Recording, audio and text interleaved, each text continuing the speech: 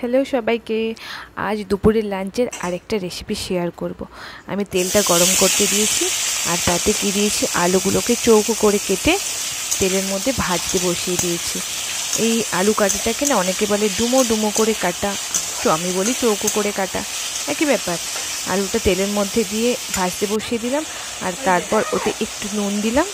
আর নুনের সাথে কী দেয় আলু ভাজতে গেলে, হলুদ। নুন আর হলুদ দিয়ে আলুটা খুব ভালো করে ভাজতে বসিয়ে দিলাম।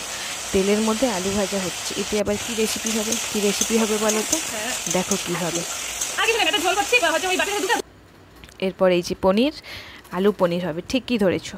এই আলু আর পনিরটা করার জন্য আমি পনিরটা আগে থেকে ভেজে নুন জলে, হালকা গরম নুন জলে ডুবিয়ে রেখেছিলাম। আর এই যে পেঁয়াজ, টমেটো, আদা আর কাঁচা লঙ্কা, এটা আমি আগে থেকে কেটে রেখেছি। আর একটা পেস্ট বানিয়েছি, এটা হচ্ছে কাজু আর পোস্তর পেস্ট। আর গুঁড়ো মশলাগুলো হয় না, হলুদ গুঁড়ো, লঙ্কা গুঁড়ো, জিরে গুঁড়ো, ধনে গুঁড়ো, আর ওতে একটু গরম মশলার গুঁড়ো আর কাশ্মীরি লঙ্কা, ওটাকে ভালো করে গুলে একটা পেস্ট বানিয়ে রেখেছি। আর এই যে গরম তেলে আলুটা ভেজে তুলে নেওয়ার পর ওতে গোটা গরম মশলাগুলো দিলাম।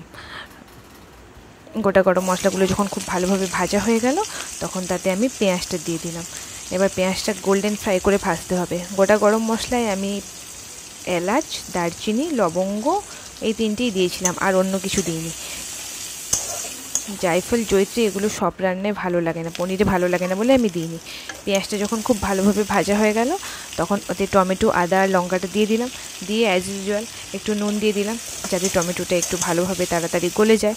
আমার আবার ধৈর্য খুব কম, কে অনেকক্ষণ ধরে বসে বসে কষাবে, তাই নুন দিয়ে দিলাম যাতে তাড়াতাড়ি করে টমেটোটা গলে যায়। এরপর আর কি, এই তো পুরোটাই ভালো মতো ভাজা হয়ে গেল। এবার আমি সেই গুলে রাখা মশলাটা, গুঁড়ো মশলাগুলো দিয়ে দিলাম সব একসাথে। এবার ভালো মতো কষাতে হবে যতক্ষণ না তেল ছাড়ে। এই মশলা কষানোর পর তেল ছাড়াটা আসল ব্যাপার। এই যে তেলটা পুরো খুব ভালো মতোভাবে ছেড়ে গেছে, মানে মশলা কষানোটা কমপ্লিট হয়েছে। এবার এর থেকে আর কাঁচা গন্ধ বেরোবে না। এবার যেমন তেমন করে রান্না করো, খেতে ভালো লাগবে। তাতে কি দিলাম, এবার আমি ওই কাজু পোস্তর যে পেস্টটা বানিয়ে রেখেছিলাম, ওই পেস্টটা ওই মশলাটার মধ্যে দিয়ে দিলাম। এবার আর কি ভালো মতো এদিক ওদিক করে মিশিয়ে দেওয়া। মশলায় যেহেতু তেল ছেড়ে গেছে, আর সেরকম কোনো চিন্তাই নেই যে ভালো হবে না, কাঁচা গন্ধ লাগবে। আর হ্যাঁ, এটা না আমি একটু নারকেলের দুধ বের করেছিলাম, মানে যেটাকে বলে কোকোনাট মিল্ক। কোকোনাট মিল্কটা দিয়েছি কারণ একটু হালকা মিষ্টি মিষ্টি স্বাদ আসে কোকোনাট মিল্কটা দিলে, ঠিক মালাইকারিতে যেরকম লাগে না, ওই রকম। পনিরে কেউ দেয় বলে আমি কখনো দেখিনি। হ্যাঁ, আমুল দুধগুলি অনেককে দিতে দেখেছি, কিন্তু এই কোকোনাট মিল্কটা দিতে দেখিনি। আমার কাছে অল্প একটু ছিল, তাই সেটা দিয়ে ভালো করে মশলাটা যখন কষানো হয়ে গেছে, তখন তাতে ভেজে রাখা আলু আর ভেজে রাখা পনিরটা দিয়ে দিয়েছি। এবার আর কি ওই মশলার সাথে খুব ভালোভাবে আলু পনিরটা মিশিয়ে নেওয়ার পালা।